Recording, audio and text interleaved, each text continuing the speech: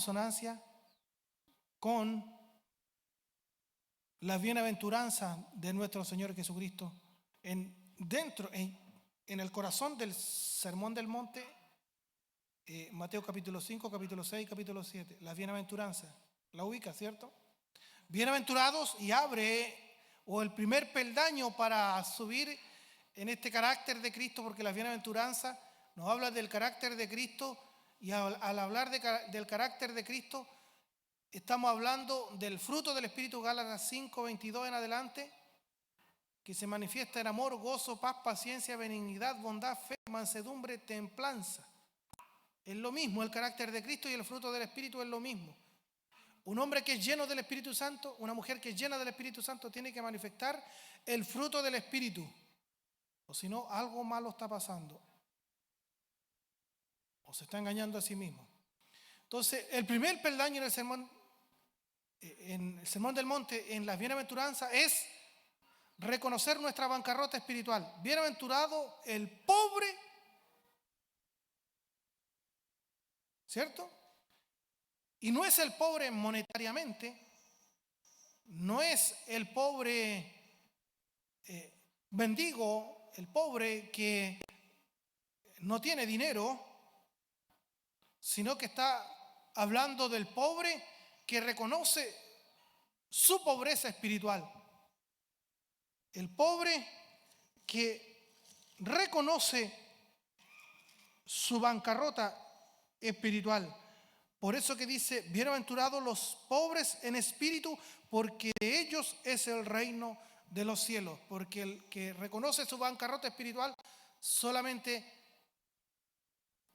necesita, o mejor dicho, lo único que necesita imperiosamente es que alguien, y alguien es su buen Salvador y Dios, que le extienda la mano para salvarle.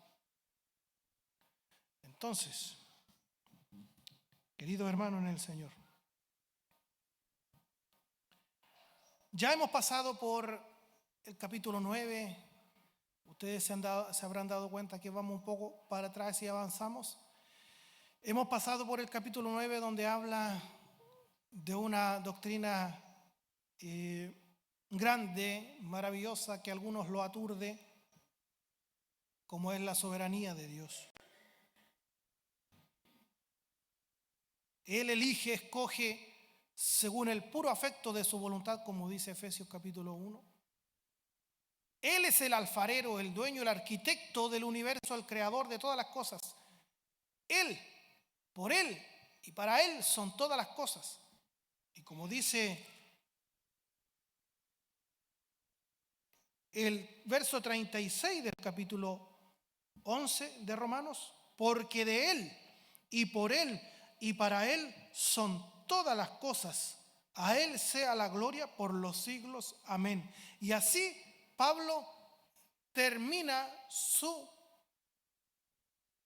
exposición del Evangelio para entrar a los deberes cristianos desde el capítulo 12 al capítulo 16, para ahora que la iglesia del Señor, usted y yo también, podamos poner en práctica en la vida diaria, en nuestra familia, en el núcleo de nuestro hogar, en el núcleo de la iglesia, en la sociedad toda donde estudiamos, donde trabajamos, con quienes nos relacionamos, con el almacenero, ¿cierto? Con el carnicero, ¿cierto? Donde vayamos nosotros, poner en práctica esta ética cristiana. El mismo apóstol Pedro dice, a nuestro hermano Pablo se le han revelado cosas muy profundas, cosas difíciles de entender, las cuales los indoctos e inconstantes tuercen, como también las otras escrituras, para su propia perdición. El mismo apóstol Pedro, que era columna y baluarte de la verdad en el templo, en Jerusalén, en Israel, da fe y reconoce que el hermano Pablo es un hombre muy erudito, que se le ha dado mucho conocimiento de la palabra del Señor. Pablo escribe 13 cartas y están en el Nuevo Testamento. Entonces, por eso usted escuchará cada vez que alguien predique desde acá, mencionar el 99,9% de las veces al apóstol Pablo. Y por eso, precisamente por eso. Entonces, como decía, el capítulo 9 de Romanos habla de esta doctrina a la cual nosotros creemos y la abrazamos, como es la soberanía de Dios, especialmente en la elección, en la predestinación. Pero también el capítulo 10 nos habla de otra doctrina que es importante también, que pareciera que está en contraposición con la soberanía de Dios, como es la responsabilidad del hombre. Por un lado decimos que Dios es el que escoge, y bien decimos, pero por otro lado también la Escritura dice: venid a mí todos los que estáis trabajados y cargados, y el que creyere en mí no lo echo fuera. Y el que rehúsa creer en el Hijo no tendrá la vida, sino que la condenación está sobre él. Eso es verdad. ¿Cómo funciona? No lo entendemos a ciencia cierta. Pero ¿de qué es verdad? Por un lado actúa la soberanía de Dios. Dios es el que escoge, Dios es el que predestina, Dios es el que trae y convierte al ser humano. Sí, es verdad. Pero también el hombre tiene que creer, tiene que venir a Cristo en arrepentimiento y fe. Eso también es verdad. Entonces pasamos por el capítulo 10 también, que habla de la responsabilidad del hombre tocante al Evangelio. Y ya hemos pasado por el verso 9 del capítulo 10, que dice que si confesares con tu boca que Jesús es el Señor y creyeres en tu corazón que Dios le levantó de los muertos, serás salvo. Allí está la responsabilidad del hombre.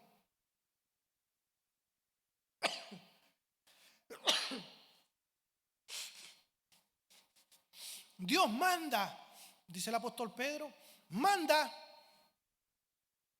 que todos se arrepientan en todo lugar.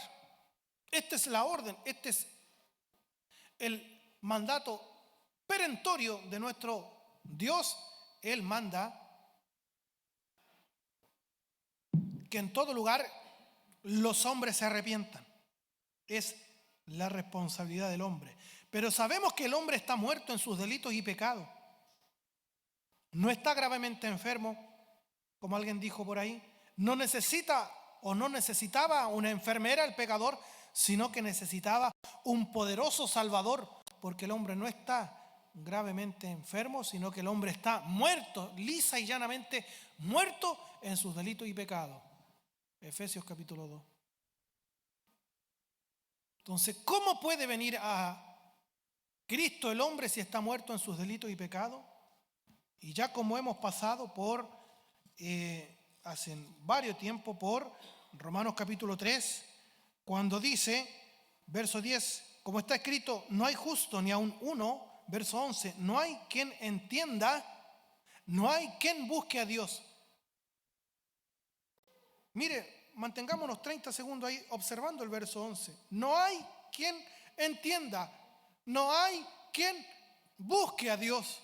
No hay nadie, ningún ser humano busca desesperadamente a Dios. Nadie lo quiere buscar. No hay quien entienda, no hay quien busque a Dios. Verso 12, todos se desviaron, a una se hicieron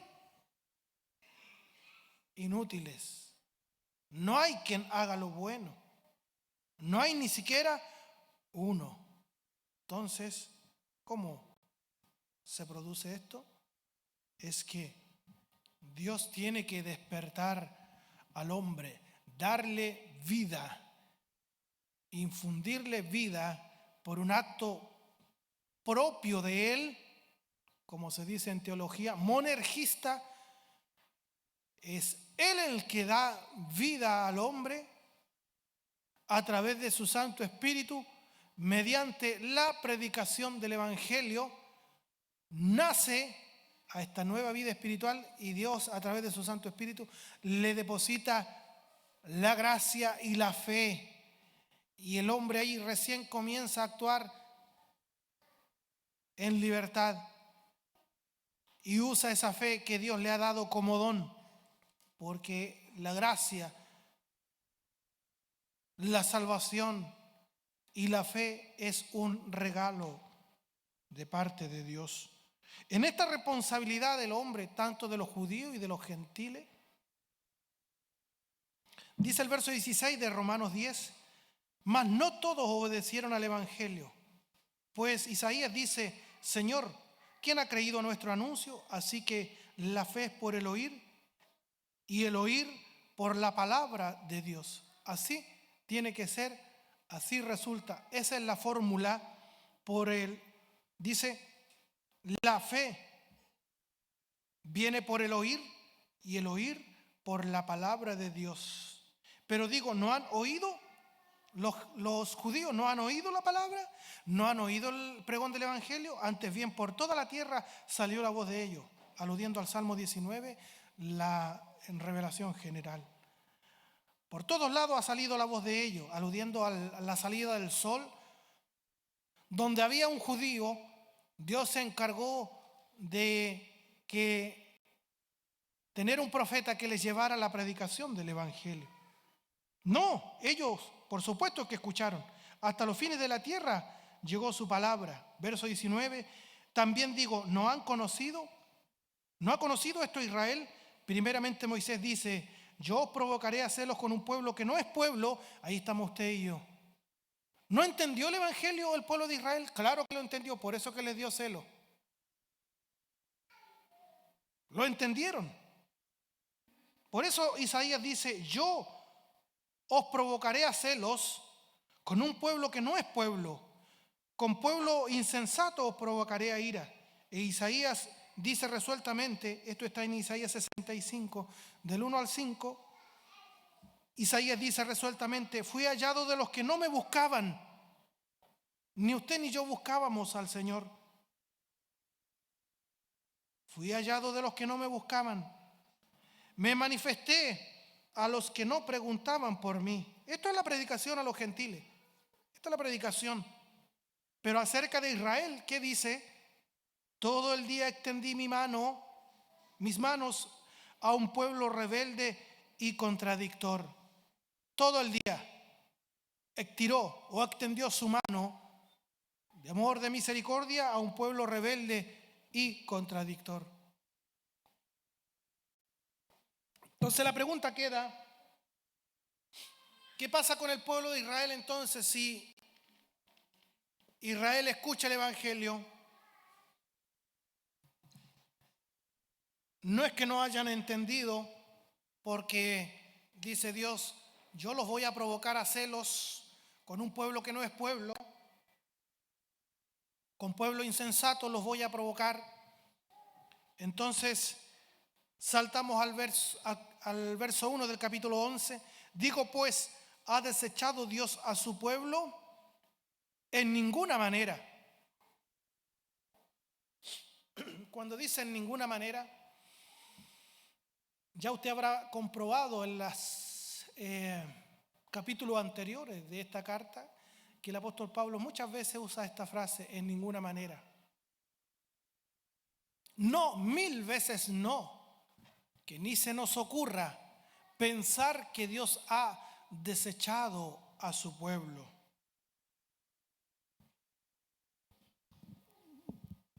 Dios no ha desechado a su pueblo Israel. Y el apóstol Pablo va a presentar algunas pruebas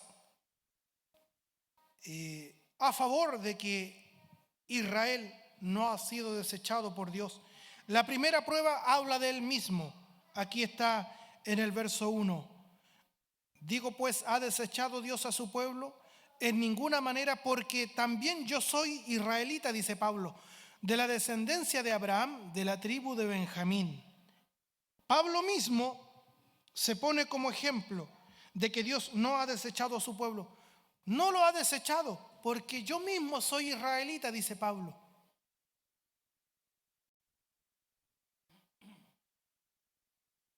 Yo mismo soy israelita, de la descendencia de Abraham, de la tribu de Benjamín. ¿Qué dice Filipenses capítulo 3, versos 4 y 5?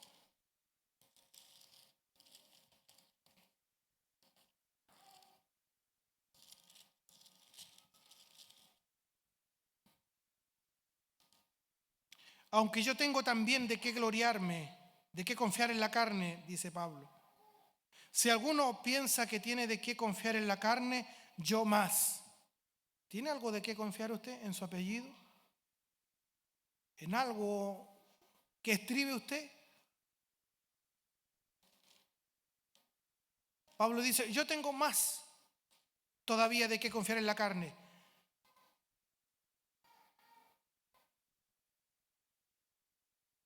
Verso 5, circuncidado al 8º día.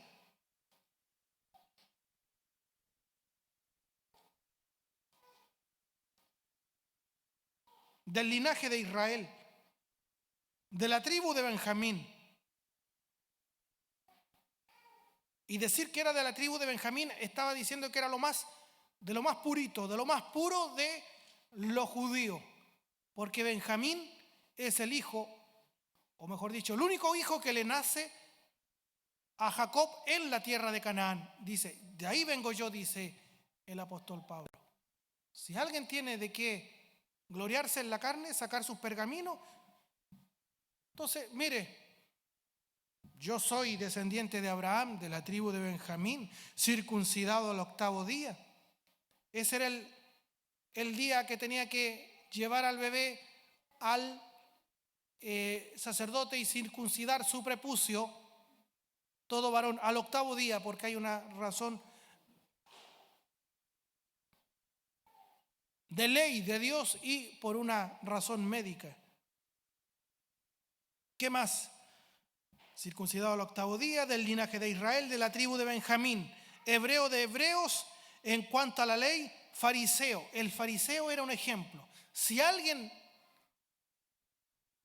o a alguien tenía que admirar o poner como ejemplo el pueblo de Israel, ese eran los fariseos. Un modelo a seguir. En cuanto a la ley, fariseo. En cuanto a celo, perseguidor de la iglesia. Pero cuántas cosas eran para mí ganancia, las he estimado como pérdida por amor de Cristo. Esas cosas que él apreciaba, la estima como pérdida, son irrelevantes. Esas justicias son como trapos inmundos para ganar a Cristo. La he estimado como pérdida por amor de Cristo. Y ciertamente aún estimo todas las cosas como pérdida por algo. La intercambió por la excelencia del conocimiento de Cristo Jesús, mi Señor, por amor del cual lo he perdido todo y lo tengo por basura, por estiércol, para ganar a Cristo y ser hallado en Él, no teniendo mi propia justicia, que es por la ley, sino la que es por la fe de Cristo, la justicia que es de Dios por la fe. Entonces, el primer ejemplo que pone el apóstol Pablo de que Dios no ha desechado a su pueblo Israel es el mismo. Dice, véanme a mí, yo soy israelita, de la descendencia de Abraham, de la tribu de Benjamín. Y también da una razón teológica, verso 2 del capítulo 11. No ha desechado Dios a su pueblo, al cual desde antes conoció.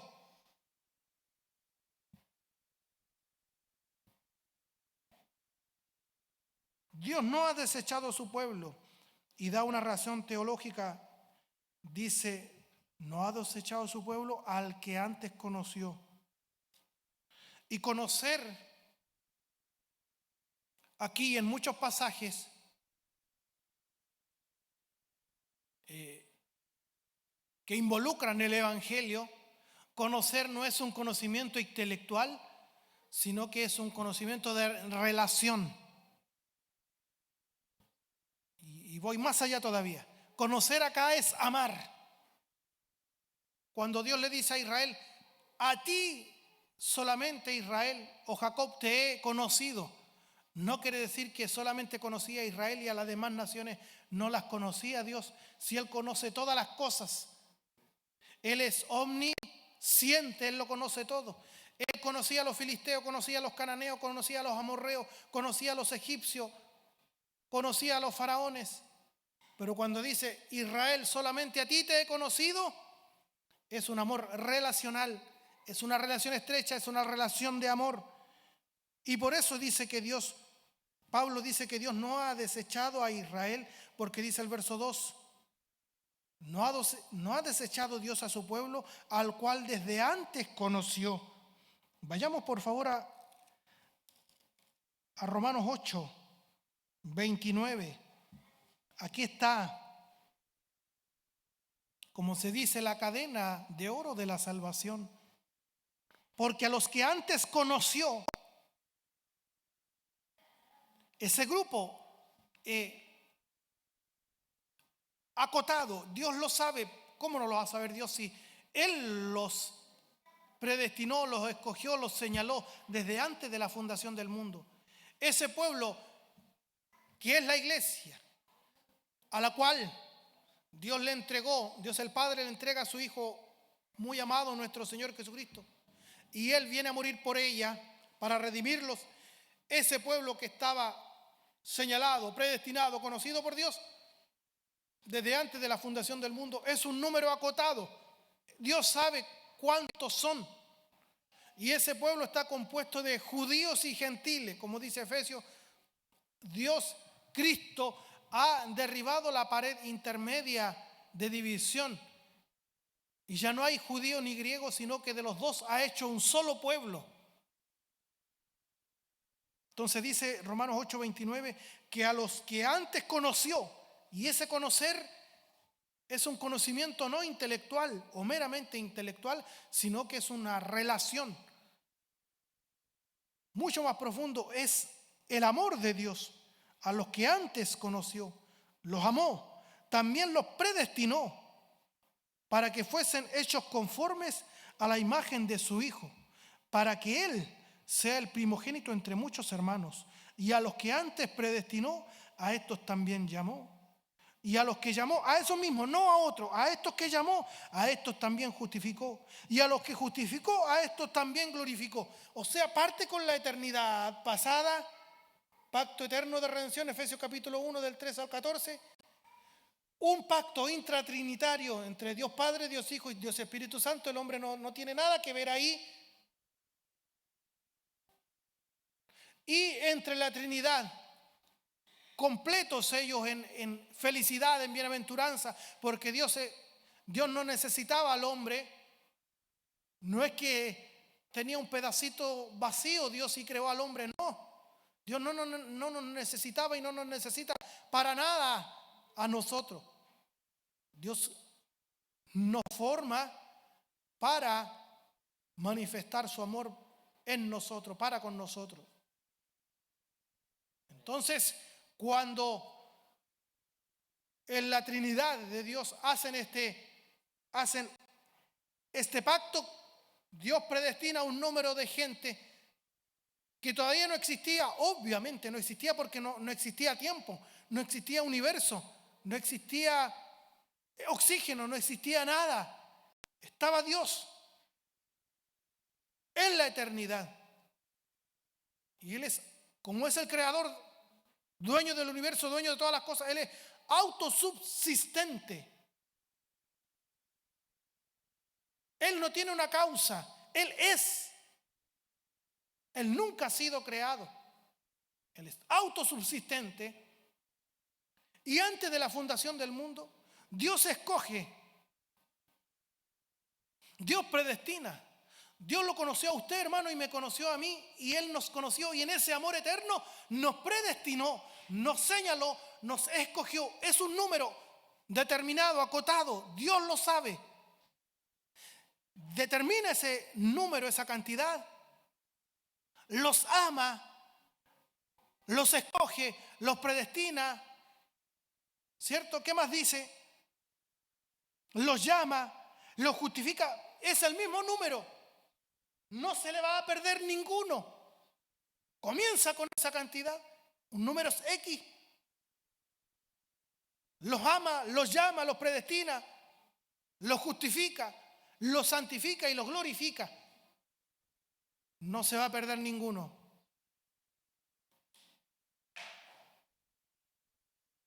Por eso a la pregunta, ¿Dios ha desechado su pueblo Israel? En ninguna manera. Porque no ha desechado Dios a su pueblo, al cual desde antes conoció. Y si tomamos el argumento del capítulo 29 y 30 de Romanos 8, sabemos que toda esa cantidad de personas a las que antes conoció Dios, en las cuales estamos usted y yo dentro de ese grupo, Dios nos conoció. Dios conoció al remanente de Israel, escogido por gracia también, porque ya sabemos que no todo el que desciende de Israel es Israel o israelita, sino que hay un número de israelitas escogidos, no por raza, no por pueblo, no por alguna condición o una obra humana, sino que escogido por gracia también. Igual que usted, igual que yo. Y a estos que conoció, también los predestinó para que fuesen hechos conforme a la imagen de su Hijo, para que Él sea el primogénito entre muchos hermanos. Y a los que predestinó, tanto judíos y gentiles, a estos mismos, no a otros, a estos también llamó. Y a los que llamó, a estos, no a otros, a estos también justificó. Y a los que justificó, a estos también glorificó. Oiga, pero todavía no ha llegado la glorificación. Esa parte está por llegar cuando Cristo venga en su segunda venida y entremos a la gloria de Dios. Pero aquí lo dice como en tiempo pasado, ¿se da cuenta? Todo está en tiempo pasado. Mire, fíjese usted en su Biblia. A veces leímos y pasamos tan rápido leyendo que no nos damos cuenta que todo está en tiempo pasado. ¿Se dio cuenta? A los que conoció, tiempo pasado, predestinó. ¿Ve? Verso 30. Llamó, justificó, glorificó, todo en tiempo pasado, porque Dios ya lo ve hecho, ejecutado, porque Él no se abstrae al tiempo, Él no está sujeto al futuro, Él es eterno y pasado, presente y futuro. No hace esa diferencia Dios. Dios está sobre el tiempo y ve todas las cosas. Él es eterno y Él ya nos ve justificado al lado de Cristo el Señor. Por eso Pablo dice que Dios no ha desechado a su pueblo, porque a este pueblo también lo había conocido, igual que nosotros. La tercera prueba de por qué Dios no ha desechado a su pueblo. Volvamos a Romanos 11. ¿Qué dice la parte B del verso 2 y la parte 3? ¿O no sabéis qué dice de Elías la Escritura? ¿Cómo invoca a Dios contra Israel diciendo: Señor, a tus profetas han dado muerte y tus altares han derribado, y solo yo he quedado y procuran matarme? Este es el reclamo de Elías. Esta es una prueba histórica. Saca el pasaje de Elías cuando Elías le dice: soy yo el único que ha quedado. Una vez que da muerte a los 490 profetas de Baal, luego Jezabel muere, ¿cierto? Una trágica muerte. ¿Cómo muere esta reina Jezabel? Trágica su muerte. ¿Cómo muere? Comida de perro.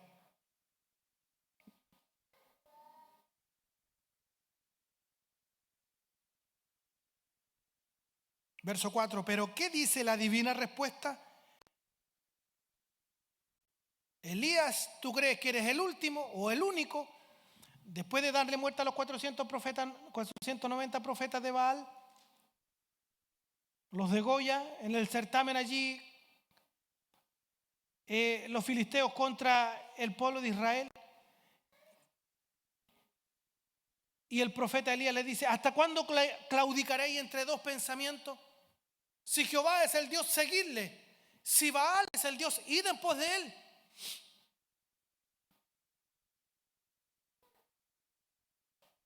Y la gente, una vez que Dios responde por fuego, una vez que hace tirar 12 veces cántaros de agua, hace una zanja y moja la leña y queda posada el agua. El desafío era el Dios que responda por fuego, ese es Dios. El turno a los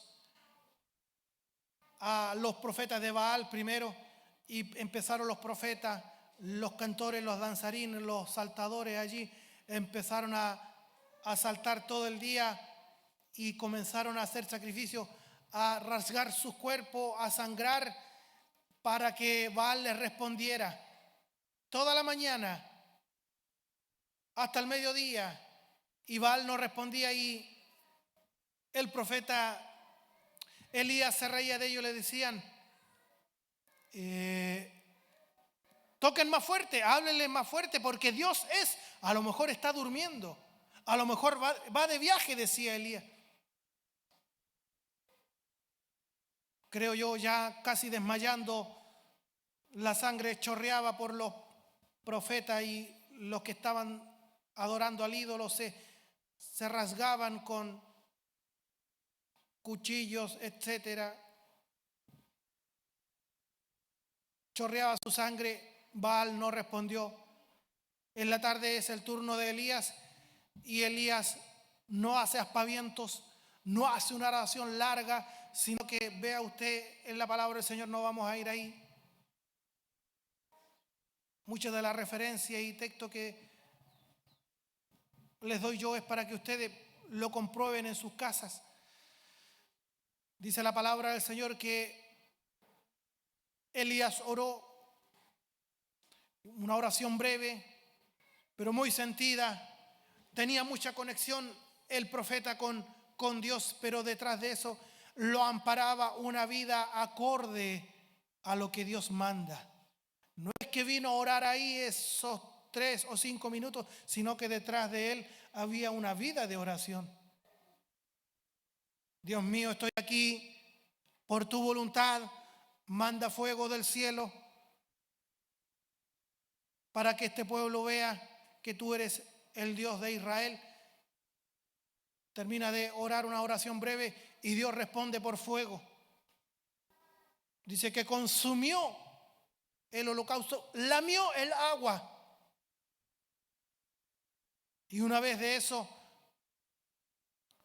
el pueblo de Israel, ¿cómo es el pueblo? Decían, Jehová es el Dios, Jehová es el Dios, Jehová es el Dios. Si es bueno nuestro Dios, Jehová es el Dios. Y antes, indecisos, a dos señores. Y Santiago dice, no se puede servir a dos señores. O servimos a Dios, o servimos al mundo. O servimos a Dios, o servimos a las riquezas. No puede salir de una fuente 2 clases de agua. O sale agua dulce, o sale agua amarga. O agua, claro, bien digo, amarga.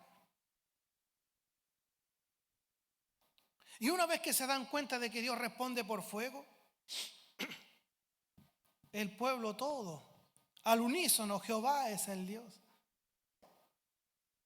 Tremendo profeta Elías, el profeta del fuego. Y Jezabel dice,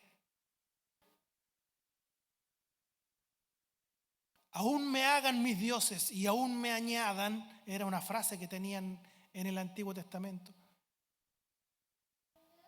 Me hagan esto y aún me añadan más de lo que tú les has hecho a los profetas de Baal. Si mañana a esta hora no le he dado muerte a Elías. Y Elías sale huyendo.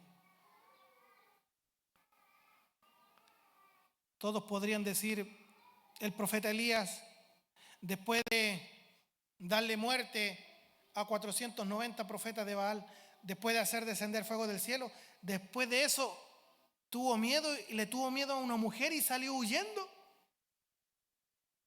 Dice la Escritura que el profeta Elías fue un hombre de carne y hueso como nosotros, aunque nos dice así de carne y hueso la Escritura. Dice que fue un hombre sujeto a las pasiones igual que las nuestras. y oró a Dios, fervientemente oró a Dios para que no lloviera, y no llovió durante 3 años y 6 meses. Y otra vez luego oró a Dios, y luego de esa sequía viene la lluvia. No somos diferentes o tan diferentes al profeta Elías. Pero el profeta, ¿hacia dónde huye? No huye el profeta a tontas y a locas, sino que huye hasta el monte del Señor, hasta el monte de Dios. Y es allí, en ese caminar, 40 días, 40 noches, se queda dormido sin fuerzas, y un ángel lo despierta con una torta asada, come, recupera fuerzas, y el ángel lo insta y le dice: anda, porque camino te resta todavía, hasta que llega al altar, hasta el monte de Dios, quiero decir. Y allí se vuelve a quedar dormido, como hay algunos durmiendo aquí en esta noche.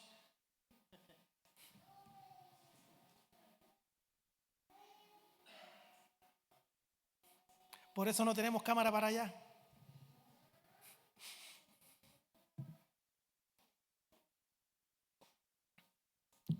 Y después viene un terremoto, pero Dios no estaba en el terremoto, ¿cierto? Luego viene una bocina fuerte, Dios no estaba en la bocina fuerte. Después dice que viene un silbo apacible y delicado. Allí viene la presencia de Dios. Y llega donde está el profeta Elías y le dice: Elías, ¿qué haces aquí? Y Elías le dice: he sentido un vivo celo por Jehová y por la casa de Jehová. Y es allí donde le dice: Señor, a tus profetas han dado muerte. Y Pablo se acuerda de este pasaje. Por eso dice el verso 3 de Romanos 11: Señor, a tus profetas han dado muerte, dice Elías, y tus altares han derribado, y solo yo he quedado, y procuran matarme. Él pensaba que estaba solo, no había ninguno más. Hasta aquí me llegó, habrá dicho, habrá pensado: soy el último profeta. Ahora procuran matarme. Verso 4. Pero ¿qué dice la divina respuesta? ¿Qué le dice Dios? Me he reservado 7,000 hombres que no han doblado la rodilla delante de Baal. Se había reservado 7,000 hombres Dios. Nos está hablando de un remanente. Elías no lo conocía, no conocía ese grupo de personas, de hombres que se guardaban para Dios. Dice: ¿por qué estás aquí, Elías? Porque procuran matarme. A tus profetas han dado muerte, los altares han derribado, y solamente yo he quedado.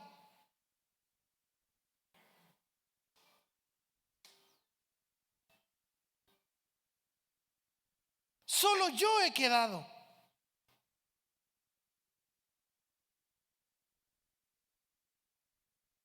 Y procuran matarme. Y el Señor los sorprende y le dice: no, no, no, no. No eres tú el único. Yo me he reservado 7,000 que no han doblado la rodilla delante de Baal. Gloria a Dios para siempre. Mire el verso 5. Así también, aún en este tiempo, ha quedado un remanente escogido por gracia. ¿Por qué es escogido? Por gracia. ¿Por qué somos escogidos usted y yo? No por ser bonitos, no por tener un apellido rimbombante,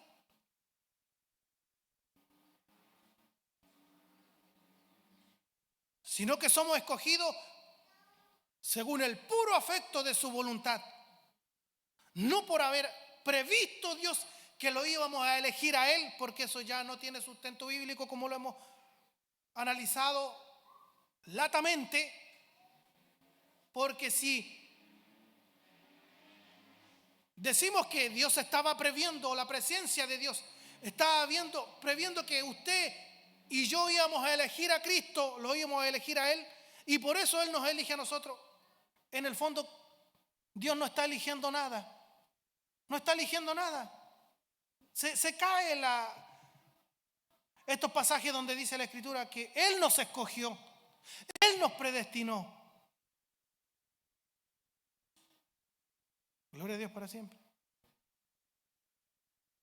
No es por pura gracia. Dice, así como Dios se había reservado 7,000 hombres que no habían doblado su rodilla ante Baal, no lo habían besado, no lo habían adorado. Así como se sorprendió Israel, se sorprendió Elías, también deberíamos sorprendernos también nosotros, que Dios siempre ha dejado un remanente. ¿Qué significa la palabra remanente?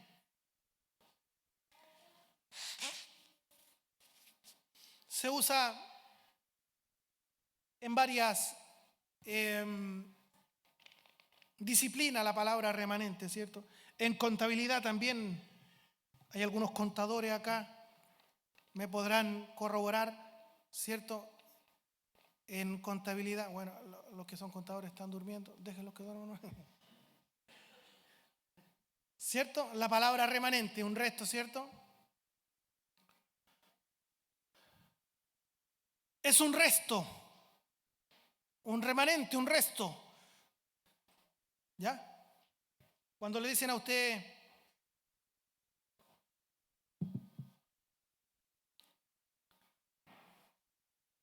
por poner un ejemplo, a ver, señor Richard Castro, sus ingresos en este año 2023, tanto.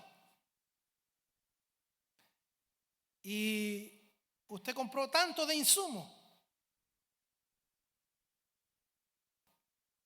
da tanto en recurso humano, sueldo, etcétera, tanto, arriendo, tanto. En definitiva, usted le entró tanto, gastó tanto, esta es su ganancia. Le va quedando un remanente. No soy experto en ¿cuánto se llama? Contabilidad, se habrán dado cuenta al tiro ustedes. Le va quedando un remanente, y ese remanente, y usted le dice a Tabita, mijita, con este remanente que nos queda, sí, nos alcanza para ir a vacacionar a donde ponga un nombre usted, Tabita. ¿A dónde quiere ir No le alcanza para Cancún. A las Islas Canarias. Muy bien. Buena elección. Entonces, la palabra remanente, dice la palabra del Señor, que así como Elías se sorprende y dice, solo yo quedo. No, no es así. Dios lo sorprende y le dice, yo me he reservado 7,000 que no han doblado su rodilla ante Baal. Y en todo tiempo, en toda época, Dios ha venido reservándose un remanente fiel, que decimos nosotros, un pueblo que está allí escogido por gracia, predicando el evangelio del reino, ¿cierto? Cumpliendo la voluntad y el propósito de la iglesia aquí en la tierra, que es ser precisamente la sal de la tierra, la luz del mundo. En cada época Dios se ha reservado un remanente, así dice el verso 5. Así también aún en este tiempo ha quedado un remanente escogido por gracia. Y si por gracia, ya no es por obra. Si somos escogidos por gracia, obviamente que quedan desplazadas las obras. Ya no es por obra. Porque si de otra manera fuera por las obras, obviamente la gracia ya no es gracia. Y si fuera por obras, ya la gracia no es gracia. Y de otra manera, la obra ya no es obra. Pablo remarca la realidad de Israel en el tiempo cuando escribe la carta a los romanos, hablando de la gracia, así también en este tiempo ha quedado un remanente escogido por gracia. Aunque la mayoría de Israel ha rechazado la promesa divina de la salvación, siempre Dios ha tenido de este pueblo a quienes son su verdadero pueblo. Verso 7. ¿Qué pues lo que buscaba Israel no lo ha alcanzado? ¿Qué es lo que buscaba Israel que no lo alcanzó? Ser aprobados por Dios, pero por un camino equivocado, cumpliendo la ley. Y la ley no vino para darnos salvación. La ley vino como un ayo, como una nodriza, ¿cierto? Como un pedagogo para llevarnos a Cristo. La función de la ley no es dar salvación, porque Dios a través de Moisés nos da la ley, pero también a Moisés le da el paquete de rituales que tenía que cumplir el pueblo con los sacrificios. Eso es muy decidor porque aparte de darle la ley, le da este paquete de reglas, como decía, la ley ceremonial para sacrificar los animales por sus pecados. ¿Se da cuenta que da por hecho Dios que no lo van a poder cumplir? No van a poder cumplir la ley. Por eso le dice, así tienen que sacrificar los animales por su pecado, porque ustedes son incapaces de poder cumplir la ley. Y también nosotros somos incapaces. Por eso dice el verso 7, ¿qué pues lo que buscaba Israel no lo ha alcanzado? La justicia de Dios, la aprobación de Dios por medio de la ley. Pero los escogidos sí lo han alcanzado y los demás fueron endurecidos. Los escogidos sí lo han alcanzado y los demás fueron endurecidos. Y Pablo presenta pruebas escriturales, verso 8. Como está escrito, Dios le dio espíritu de estupor, ojos con que no vean y oídos con que no oigan hasta el día de hoy. Y David dice, verso 9, se ha vuelto su convite en trampa y en red, en tropezadero y en retribución, sean oscurecidos sus ojos para que no vean y agóbiale la espalda para siempre. No voy a ir allá a los versículos, solamente voy a nombrarlo para que usted anote. Isaías capítulo 29, verso 10. Deuteronomio 29, 2 al 4. Y el Salmo 69, versos 22 y 23. Es un salmo imprecatorio en contra de los enemigos del Mesías prometido. Aquellos que han rechazado el regalo divino del Mesías son justos merecedores de la retribución divina. Dice el verso 11 de Romanos 11. Digo, pues han tropezado los de Israel para que cayesen en ninguna manera, pero por su transgresión vino la salvación a los gentiles para provocarles a celo. Y aquí aparece la misma idea. En ninguna manera, sino que Dios viene a provocarles a celo con los gentiles. El rechazo del pueblo israelita del mensaje del Evangelio ocasionó que dicho mensaje se expandiera a las demás naciones.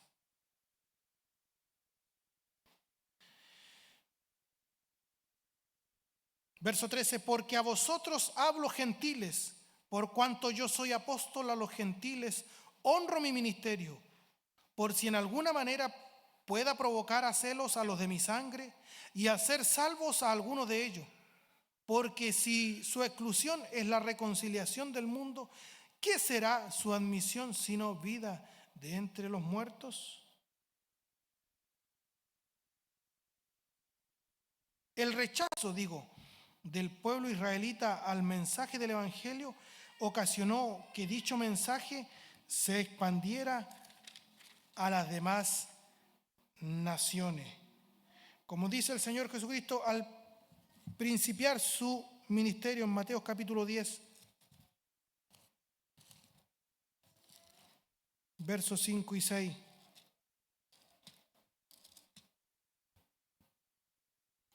A estos 12 envió Jesús y les dijo, y les dio instrucciones diciendo: por camino de gentiles no vayáis, y en ciudades samaritanos no entréis, sino id antes a las ovejas perdidas de la casa de Israel. Para ello era el evangelio primariamente. Y yendo predicad diciendo: el reino de los cielos se ha acercado.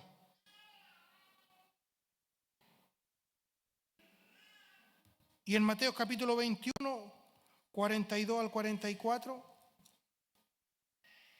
tenemos la contrapartida. Después del rechazo de Cristo,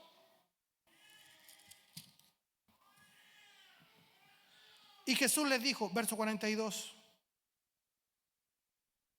¿nunca leísteis en la Escritura la piedra que desecharon los edificadores? Cristo el Señor, rechazado por Israel, una vez que ha sido rechazado, ha venido a ser cabeza del ángulo. El Señor ha hecho esto y es cosa maravillosa a nuestros ojos. Por tanto os digo, verso 43, que el reino de Dios será quitado de vosotros y será dado a gente que produzca los frutos de él. Ya el Señor está diciendo al pueblo de Israel que le será quitado el reino de Dios y le será dado a gente que produzca los frutos de él, aludiendo al pueblo gentil. Dentro del ministerio del Señor Jesucristo, el rechazo judío dio ocasión para que el evangelio se expandiese a los gentiles. Los gentiles, queriendo conocer a Jesús, fue el momento que detonó la frase que todo el evangelio de Juan estaba esperando: la hora ha llegado. En el evangelio de Juan encontramos varias veces la frase: la hora no ha llegado, el tiempo no ha llegado, mi hora no ha llegado. Pero en Juan 12, del 20 al 23, cambia la historia y el mismo Señor dice lo siguiente: había ciertos griegos, gentiles, entre los que habían subido a adorar a la fiesta. Estos pues se acercaron a Felipe, que era de Betsaida, de Galilea, y le rogaron diciendo: Señor, quisiéramos ver a Jesús. Felipe fue y se lo dijo a Andrés. Entonces Andrés y Felipe se lo dijeron a Jesús. Jesús le respondió diciendo: ha llegado la hora para que el Hijo del Hombre sea glorificado. Dando a entender su muerte. Una vez que los gentiles, los griegos aquí específicamente, querían ver al Señor, interesados ellos en el Salvador, una vez que el pueblo de Israel lo ha rechazado, dice: la hora ha llegado en que el Hijo del Hombre sea glorificado. Y en Hechos 13, 46, el apóstol Pablo reafirma estas palabras una vez que es rechazado con la predicación del Evangelio. Hechos 13, 46.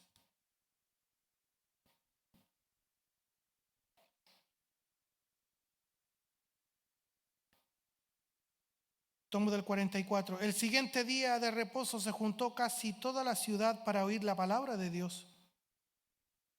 Pero viendo los judíos las muchedumbres, se llenaron de celos. ¿Qué tal? Se va cumpliendo lo que Dios le había dicho, que los iba a provocar a celos con una nación que no es nación, con pueblo insensato. Ese era usted y yo. Mire cuando Pablo está predicando la palabra del Señor, el Evangelio. Mire la reacción de los judíos. Pero viendo los judíos la muchedumbre, se llenaron de celos y rebatían lo que Pablo decía, contradiciendo y blasfemando. Entonces Pablo y Bernabé, hablando con denuedo, con valor, dijeron, a vosotros, a la verdad, era necesario que se os hablase primero la palabra de Dios. Eso pasó.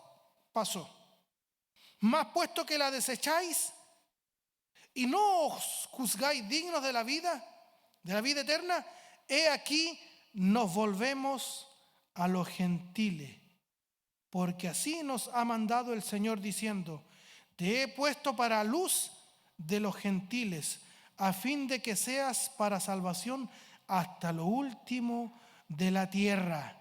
Y decimos nosotros, ahí estaba hablando de Chile, decimos nosotros, porque lo último de la tierra, casi cayéndose al Océano Pacífico, allí está colgando Chile, en el último lugar del mundo, cerca de la cordillera.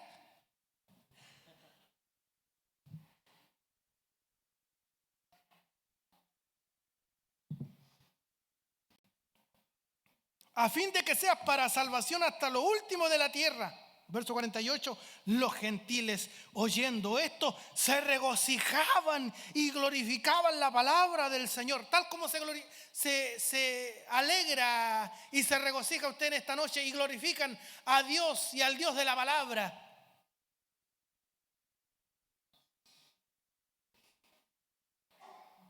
Gloria a Dios para siempre. Dios los bendiga, hermano. Bendiga su bendita palabra en nuestros corazones. Los gentiles oyendo esto se regocijaban y glorificaban la palabra del Señor. Y creyeron todos los que quisieron. ¿Qué dice? Lea su Biblia. La tiene abierta, ¿cierto? ¿Trajo el iPad? ¿Trajo el celular? ¿Tiene la Biblia en el celular? Yo prefiero con hojita, por favor. Ya, si pasó del trabajo, ya está bien. Pero mire, los gentiles oyendo esto se regocijaban y glorificaban la palabra del Señor. Y creyeron, ¿quiénes? Creyeron todos los que estaban ordenados para vida eterna. Hay una predeterminación, hay un orden. Dios ha ordenado eso. Creyeron todos los que estaban ordenados para vida eterna. Usted ha creído al Evangelio, usted ha sido salvo, usted ha sido regenerado, es porque usted estaba ordenado para vida eterna. ¿Cómo no hacer causa de gozo, de alegría y de regocijo y loas al Señor? Si usted es un pueblo entendido, es hijo de Dios, deberíamos alabar y bendecir el nombre del Señor por esta verdad del Evangelio. Porque usted cuando viene a la casa del Señor tiene que venir en una actitud, en un espíritu de adoración a Dios, de adorar a Dios, glorificar su nombre, recibir la palabra, glorificar a Dios, alimentarse por ella. No como venir al teatro, no como venir al cine. Esos dejémoselas para las personas que vienen por primera vez, pero usted que lleva algún tiempo ya, que es parte del remanente fiel, usted debe de venir con otra actitud. Debe venir en plena certidumbre de fe, prepararse y decir, voy a adorar tu nombre, así como me estoy bañando, duchando, lava mi corazón, Señor, con tu preciosa sangre, así como me estoy echando, ¿cierto?, el Hugo Boss, ¿cierto?, y la corbata de seda, terno de oveja tomé, ya no existe, se me cayó el carnet. Así lávame con tu preciosa sangre, Padre celestial. Libértame de todo mal deseo, mal pensamiento, de las cosas que hice en la semana para venir a adorar, bendecir y glorificar su santo nombre. Y la cosa sería distinta. Su hijo lo está observando usted, cómo adora, cómo ora, cómo da gloria a Dios. Nuestros hijos nos observan en todo. Si usted viene a pierna arriba y se pega la mitad de la palabra de la reunión, se pega el manso sueño, su hijo lo está mirando a usted. ¿Qué importancia le da la palabra? La palabra del Señor no es para hacer una pausa y para dormir, hermano.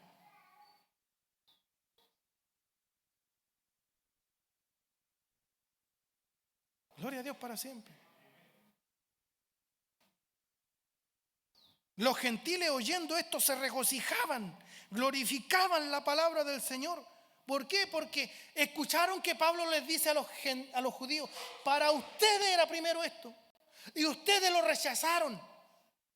No se consideraron dignos de la vida eterna. Nosotros ahora nos volvemos a los gentiles. Oiga, esa gente que escuchaba no caía en el cuero. Glorificaban a Dios. Oyendo esto, glorificaban a Dios. Glorificaban la palabra del Señor y creyeron todos los que estaban ordenados para vida eterna, porque Dios es el soberano. A Dios no se le escapa nada y Él tiene un número escogido. Él tiene un número determinado de gente que tiene ordenada para salvación y vida eterna. Si usted es parte de ese número, alabe a Dios, glorifique a Dios, que su vida cambió, pero del infierno al cielo, de la condenación a la gloria. Bendito sea el nombre del Señor. Y la palabra del Señor se difundía por toda aquella provincia.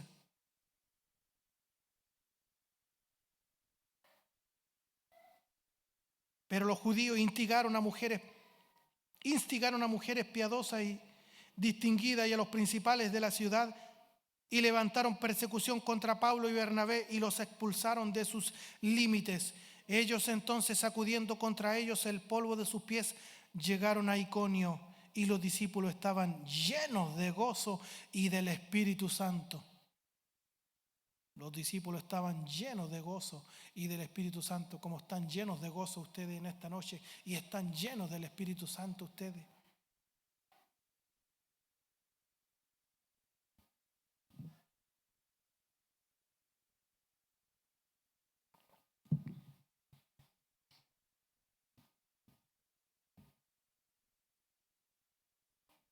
¿Qué dice Hechos 28? Estoy casi terminando, no se impacienten.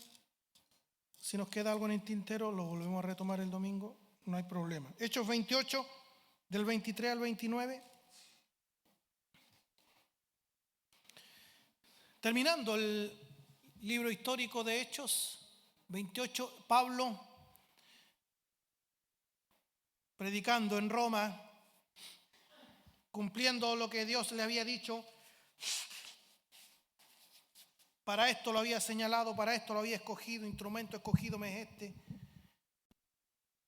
Verso 23, y habiéndole señalado, un día vinieron a él, a Pablo, muchos a la posada, a los cuales les declaraba y les testificaba el reino de Dios, desde la mañana hasta la tarde, persuadiéndoles acerca de Jesús, tanto por la ley de Moisés como por los profetas. Y algunos asentían, ¿sí?, a lo que se decía, pero otros no creían. ¿Ya? Unos creyeron, otros no. Verso 25, y como no estuviesen de acuerdo entre sí, al retirarse les dijo Pablo esta palabra. Bien habló el Espíritu Santo por medio del profeta Isaías a nuestros padres diciendo. ¿Qué decía el profeta Isaías? Dios le dice a Isaías: anda a predicar a este pueblo. Ve a este pueblo y diles: de oído oiréis y no entenderéis. Y viendo veréis y no percibiréis, porque el corazón de este pueblo se ha engrosado y con los oídos oyeron pesadamente y sus ojos han cerrado. ¿Se da cuenta que ahí está la responsabilidad del hombre? El hombre que va al infierno no va a poder decirle en el día final a Dios: yo hubiera querido ir al cielo, hubiera querido creer en ti. No, ya dice Romanos 3:11 que no hay quien busque a Dios. No existe ese ser humano, por buena gente que sea. Aunque pertenezca al club de leones, aunque pertenezca al club de rotarios, aunque pertenezca a un grupo filantrópico tan loable, no existe ese ser humano que busque a Dios. Nadie anda desesperadamente buscando a Dios. El hombre que se va a ir al infierno es por su pecado, por su responsabilidad, como bien podemos deducir acá que dice Isaías. Estoy en el verso 27 de Hechos 28. Porque el corazón de este pueblo se ha engrosado y con los oídos oyeron pesadamente y sus ojos han cerrado, para que no vean con los ojos y oigan con los oídos y entiendan de corazón y se convierta y yo los sane. Verso 28. Sabed pues que a los gentiles es enviada esta salvación de Dios y ellos oirán. Qué maravilloso. A los gentiles es enviada esta salvación de Dios y ellos oirán. Y cuando hubo dicho esto, los judíos se fueron teniendo gran discusión entre sí. Y Pablo permaneció 2 años enteros en una casa alquilada y recibía a todos los que a él venían, predicando el reino de Dios y enseñando acerca del Señor Jesucristo abiertamente y sin impedimento. Así termina el libro histórico de Hechos.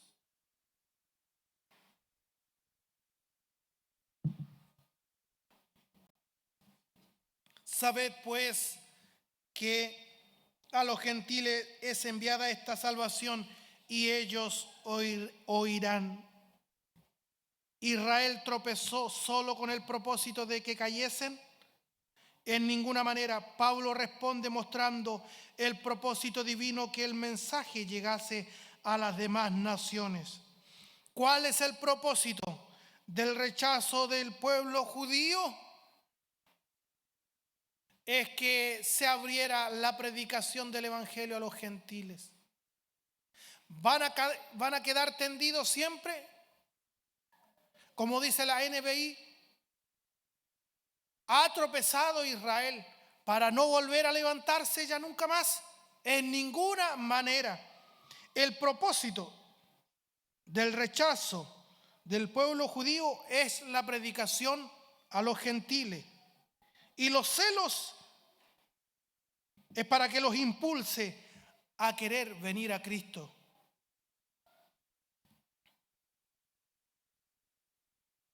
Pablo sabe que con su ministerio a los gentiles, el cual honra, está logrando que muchos de sus hermanos en la carne sean movidos a la aceptación del evangelio, aquellos que Dios eligió desde antes de la fundación del mundo. Pero ahora, contrario sensu, y con este punto que quiero resaltar, termino. No vaya a ser cosa que nos pase a nosotros lo que le pasó al pueblo de Israel. Ahora ha llegado la luz del evangelio a nosotros, y mucho cuidado que nos pase lo que le pasó a Israel con querer ensoberbecerse. ¿Me salió bien esa palabra? Llenarse de soberbia, cierto orgullo, vanagloria, que estamos aquí porque lo merecemos o porque algo bueno vio Dios en nosotros. No había nada bueno en nosotros. Advertencia. Verso 15 de Romanos 11. Porque si la exclusión es la reconciliación del mundo, ¿qué será su admisión sino vida de entre los muertos? Si las primicias son santas, también lo es la masa restante. Si la raíz es santa, también lo son las ramas. Pues si alguna de las ramas fueron desgajadas, y tú, siendo olivo silvestre, has sido injertado en lugar de ellas y has sido participante de la raíz y de la rica savia del olivo. Verso 18. No te jactes contra las ramas, y si te jactas, sabe que no sustentas tú a la raíz, sino la raíz a ti. Pues las ramas, dirás, fueron desgajadas para que yo fuese injertado.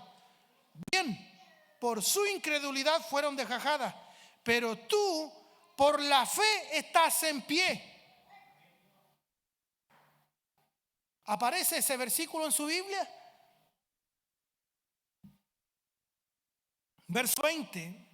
Por su incredulidad fueron desgajadas, pero tú, hermano, nosotros ahora, en esta noche, pero tú por la fe estás en pie. Y la fe no es suya, la fe es un regalo de Dios. Irrevocables son los dones de Dios y sus promesas. Y parte de esos dones, la fe, también lo es. Como es la gracia, como lo dice Efesios 2:8, por gracia soy salvo por medio de la fe, y esto no de vosotros, sino que es un don de Dios. ¿Por qué estamos en pie hoy? Estamos en pie por la fe. Esa fe que Dios puso un día en nosotros. El apóstol Pablo alienta a los cristianos gentiles que anhelan que los judíos acepten la verdad del evangelio. Pablo tira por el suelo cualquier orgullo que estuviera en el corazón de los creyentes gentiles. Los creyentes gentiles están siendo beneficiados de las riquezas espirituales, de los bienes espirituales que se desarrollaron en el interior del pueblo judío. ¿Qué duda cabe de eso? Están siendo beneficiados de las promesas divinas que se forjaron en el seno de la historia del pueblo israelita. Y la imagen del olivo es para que nosotros temamos y seamos humildes. Verso 20, vuelvo a leerlo. Pero por su incredulidad fueron desgajadas las ramas, pero tú por la fe estás en pie.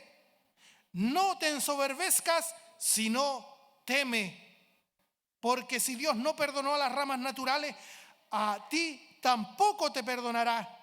Mira pues la bondad y la severidad de Dios. La severidad ciertamente para los que cayeron, pero la bondad para contigo, si permaneces en esa bondad, pues de otra manera tú también serás cortado. Y no está hablando de manera alguna la palabra del Señor o el apóstol Pablo de que la salvación se pierde, sino que ya hemos pasado por, todos los 10 capítulos anteriores que nos habla y nos explica la palabra del Señor, el Evangelio, que nuestra salvación es segura en Cristo el Señor, y que nuestra salvación no depende de nuestras obras, sino que, como dice Filipenses 1:6, el que comenzó en vosotros la buena obra la perfeccionará hasta el día de Cristo, sino que es disciplina. Y aún estos, si no permanecieren en incredulidad, serán injertados, pues poderoso es Dios para volverlos a injertar. Porque si tú fuiste cortado del que por naturaleza es olivo silvestre, y contra naturaleza fuiste injertado en el buen olivo, esa palabra es para usted y para mí. ¿Cuánto más estos, que son las ramas naturales, serán injertados en su propio olivo?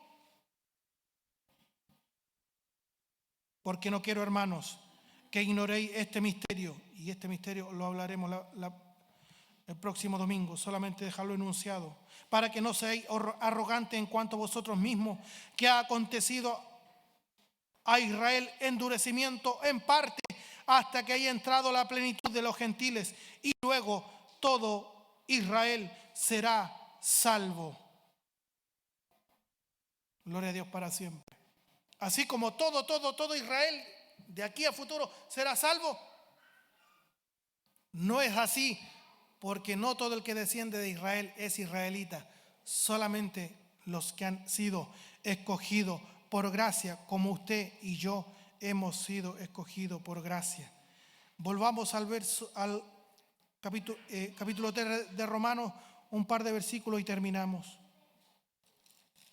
Romanos 3, verso 21. Ay, qué maravilloso pasaje. Pero ahora, Ahora, aparte de la ley, se ha manifestado la justicia de Dios, Cristo nuestro Señor, testificada por la ley y por los profetas, la justicia de Dios por medio de la fe en Jesucristo para todos los que creen en Él, porque no hay diferencia por cuanto todos pecaron y están destituidos de la gloria de Dios, se han quedado cortos de la gloria de Dios, siendo justificados gratuitamente por su gracia, mediante la redención que es en Cristo Jesús, a quien Dios puso como propiciación por medio de la fe en su sangre, para manifestar su justicia a causa de haber pasado por alto en su paciencia los pecados pasados, con la mira de manifestar en este tiempo su justicia, a fin de que Él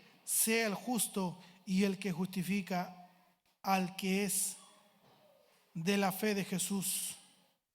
¿Dónde pues está la jactancia? ¿Dónde está la jactancia de ser cristiano? Queda excluida. ¿Por cuál ley? ¿Por la de las obras? No, sino por la ley de la fe.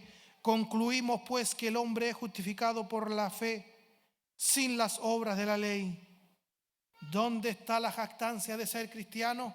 No hay jactancia de ser cristiano, porque hemos concluido en esta noche, estamos todos de acuerdo, que estamos aquí en esta noche en pie solamente por la fe. No seamos orgullosos, no cometamos el error que cometió el pueblo de Israel, sino temamos nosotros, seamos humildes, porque siempre Dios ha ido dejando un remanente. Y si en este tiempo usted es parte del remanente, gloria a Dios. Si usted es parte de este remanente, alabe a Dios, glorifique a Dios, honre su nombre, porque van a llegar y van a creer y se van a salvar solo los que están ordenados para salvación. Si usted es salvo y si es hijo de Dios, alabe a Dios, glorifique a Dios todo el resto de su vida.